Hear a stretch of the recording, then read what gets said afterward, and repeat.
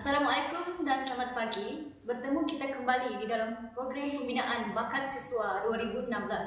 Pada hari ini, kita akan bakal berbicara mengenai tajuk besar kajian kita hari ini, Sastra Islam, pengisian, antara pengisian dan tuntutannya. Hadirin sekalian, bersama dengan saya hari ini merupakan dua pelajar yang terpilih yang untuk menyertai pembinaan siswa, iaitu saudara. Nama saya Muhammad Habib bin Harun dari UUM. Nama saya Muhammad Nasruddin Jamil daripada Universiti Putra Malaysia. Baiklah, di sebelah kiri saya sekarang bersama dengan dua panel pembentang yang terpilih untuk pertandingan ini, iaitu saudari Nurul Fikri Aina Binti Saleh daripada Universiti Teknologi Malaysia. Yang keempat merupakan saudari Hana Syahira binti Abdul Jalil daripada Universiti Kebangsaan Malaysia. Baiklah, marilah kita mulakan pertandingan pada hari ini dengan panel pembentang yang pertama daripada saudara Habib dengan judulnya Sastra Islam, antara pengisian dan tuntutannya. Warahmatullahi wabarakatuh dan selamat petang pada hadirin sekalian, para juri, para penjaga masa. Okey, pada hari ini saya diberi tajuk iaitu Sastra Islam di Malaysia, antara tuntutan dan pengisiannya sebagai subjek untuk dibentang kepada hari. Okey, pengenalannya mengenai terma sastra Islam. Terma ini masih tak dapat dipastikan pengertiannya lagi secara khusus kerana berlakunya polemik antara tokoh-tokoh di Malaysia, seperti tokoh-tokoh penulisan kreatif, dan juga termasuk juga golongan-golongan agama. Polemik ni berlaku pada tahun 1977 dan masih lagi berterusan sehingga ke hari ini. Dan walau bagaimanapun, isu sastra Islam itu tidak mempengaruhi cara-cara para pengkarya ini berkarya. Mereka tetap dengan gaya mereka tersendiri. Sebagai contoh, pengkarya muda, mereka masih bereksperimen dengan teknik dan emosi mereka, dan pengkarya lama, mereka tetap menulis dengan gaya lama mereka. Okey, soal Islam dan tidak Islam suatu karya itu tidak mengikat ke kreativitian para pengkarya, sebab dalam sistem penilaian pemberian hadiah sastra Malaysia, dia tiada spesifikasi syarat untuk memenangi itu adalah karya itu kena sastra Islam. Okey, punca kita kembali semula kepada punca kenapa terma sastra Islam masih tidak ada definisi yang tetap. Berpunca daripada dua faktor ini, iaitu pertama, poetic license ni masih milik mutlak pada semua pengarang, dan yang kedua, style berkarya tersendiri oleh setiap pengarang lah. Kedua-dua faktor ini ianya menggambarkan sebagai kebebasan pada pengarang untuk melakukan apa saja yang mereka suka.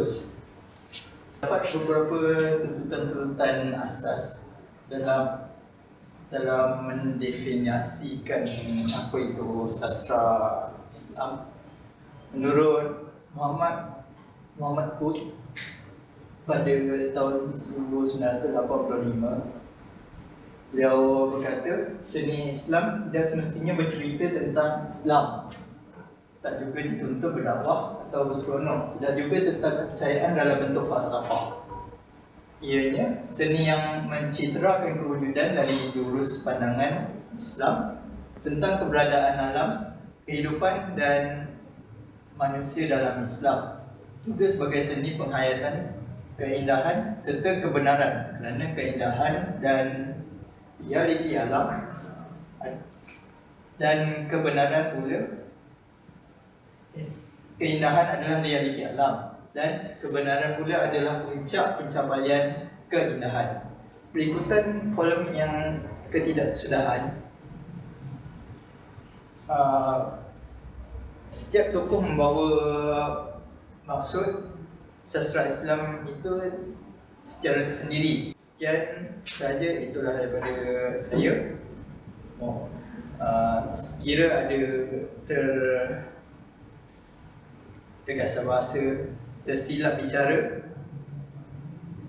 saya mohon maaf. Tadi kita sudah melihat saudara Habib dengan pembentangannya. Mari kita teruskan pula dengan saudara Muhammad Nasri Jamil daripada UPM. Assalamualaikum dan salam sejahtera kepada pengacara majlis, moderator serta juri sekalian. Nama saya Muhammad Nasri bin Jamil dan saya wakil daripada Universiti Putra Malaysia, dan tajuk ini adalah berkenaan dengan sastra Islam di Malaysia antara tuntutan dan pengisiannya. Baik, secara ringkas ini lebih kepada tahun perjalanan 1970, iaitu di mana pada tahun awal 1970-an, di mana di sini adanya watak-watak pengarang karya seperti Kafka, Ellen Robles dan Nietzsche. Di sini mereka ini lebih tertumpu kepada menghasilkan karya yang berbentuk falsafah serta psikologi, dan mereka ini lebih sampai sekarang kita tidak faham bagaimana akidah serta apa yang ingin dibawa oleh mereka, sebab karya-karya mereka ini lebih kepada negatif. Kemudian daripada unsur-unsur negatif itu muncullah sastrawan negara kita iaitu Shah Nur Ahmad.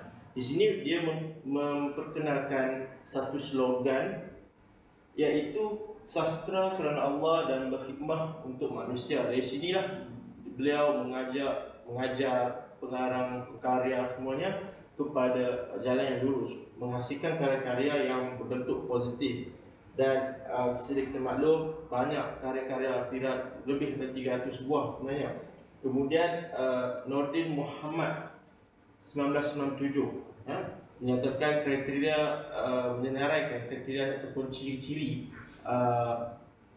karya sastra Islam. Itu antaranya 3 yang saya ambil, iaitu yang antara yang pertama syarat dengan ilmu, dan yang kedua penuh dengan ketamadunan ataupun kita keimanan. Dan seringkasnya sini kita dapat lihat perjalanan daripada tahun 1970 hingga 1997 misalnya. Daripada negatifnya hasil karya itu berjaya menjadi satu bentuk yang membawa matlamat yang positif. Sekian daripada saya, terima kasih. Kita beralih pula kepada saudari Nurul Fitri Aina daripada UTM. Assalamualaikum warahmatullahi wabarakatuh. Yang berbahagia, para juri dan juga moderator kita. Selamat petang, dan saya Nurul Fitri Aina bin Muhammad Saleh daripada Universiti Teknologi Malaysia. Hari ini saya akan membentangkan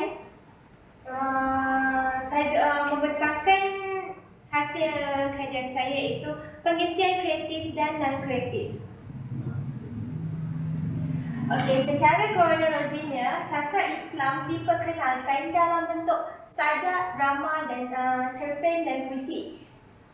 Juga termasuklah sekali dengan tulisan ilmiah. Perbincangan mengenai novel dan cerpen yang saya bawakan ini daripada era 1970-an hingga era 1950-an.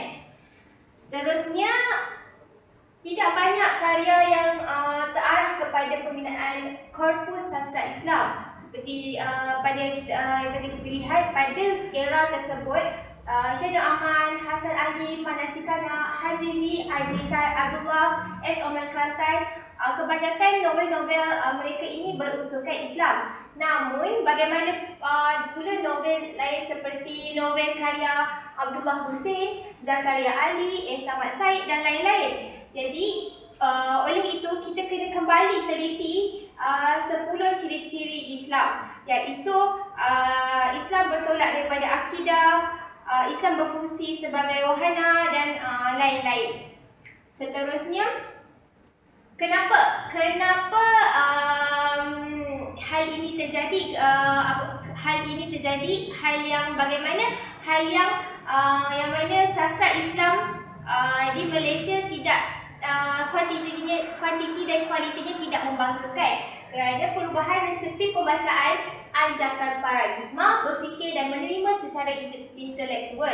Karya-karya seperti TV, Umi, Abang Syahrul, karya-karya ini tidak diterima dalam golongan sastra Islam kerana penilaian melihat daripada judul dahulu baru isi. Kerana seperti yang kita lihat, TV menurut daripada judul tidak menampakkan ciri-ciri keislaman, namun isinya dan apa amanat yang ingin disampaikannya, itulah yang kita perlu teliti. Seterusnya ialah anjakan paradigma dari segi penerimaan, iaitu perspektif mantik pada lapis kedua atau ketiga novel dan cerpen, iaitu isi yang ingin disampaikan, yang isi yang tersurat dan juga yang tersirat yang perlu kita kaji. Contohnya hikayat Umayyah. Hikayat ini digunakan untuk pelajar SPM. Namun hikayat ini mesti dianggap bermutu rendah kerana sekiranya kita tidak mengambil iktibar dan amanat yang ingin disampaikan, sekiranya kita hanya melihat daripada luarannya sahaja. Dan penilaian semula TV dan Tok Guru. Karya-karya ini sangat bermutu tinggi dan karya-karya ini haruslah kita lakukan penilaian supaya kita dapatkan mutu dan amanat yang ingin disampaikan. Pada era-era sekarang ini, kegairahan bereksperimen daripada beberapa penulis-penulis baru kebanyakannya lari daripada konvensi dengan memanfaatkan sumber semasa dan tamadun besar sejarah. Bagi cerpen-cerpen yang nama baru seperti Mawar Syafi'i, Azmanuddin, Zain Kastur dan lain-lain. Sekian itu sahaja pembentangan saya kali ini. Terima kasih. Kita saksikan pembentangan terakhir pada program pembentangan bakat siswa pada pagi ini bersama dengan Hana Syahira daripada UKM. Assalamualaikum warahmatullahi wabarakatuh. Terima kasih kepada moderator majlis, yang bahagia, juri-juri. Assalamualaikum dan selamat petang. Saya Hana Syahira binti Abjadin daripada Universiti Bahasa Malaysia. Ini membentangkan tajuk mengenai pengisian kreatif dan non-kreatif.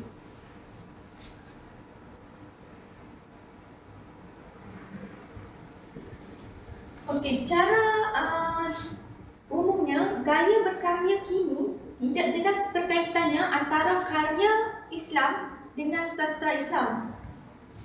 Kesan pengajaran dan keindahan karya yang minimum menyebabkan kelemahan kesan dalam berdakwah.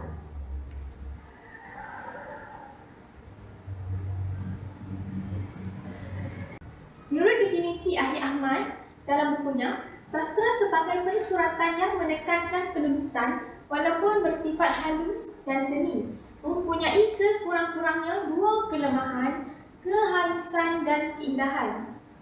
Kekurangan nilai kehalusan dan keindahan cukup untuk membuatkan sesuatu martabat dalam karya sastra itu menurun. Dan akhir sekali,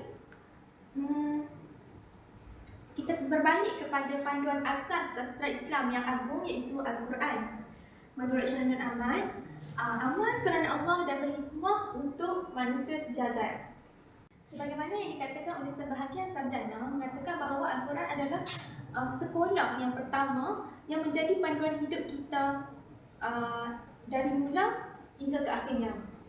Menurut Muhammad Anwar Umardi, cerita itu tidak penting, tetapi cara bercerita dan niat yang dikarang amat penting masukkan ke dalam pertimbangan peneliti dan para sarjana. Sekian, terima kasih. Dengan berakhirnya pembentangan daripada Hana Syahira sebentar tadi, maka berakhirlah program kita pada pagi ini. Dengan itu, segala pembentangan ini diharapkan memberikan manfaat kepada anda yang menjadi pendengar di luar sana. Sebiru hari ini, birunya bagai langit terang benderang. Sebiru hari kita bersama di sini. Seindah hari ini, indahnya bab permadani taman surga. Seindah hati kita walau kita kan terpisah. Bukankah hati kita telah lama menyatu?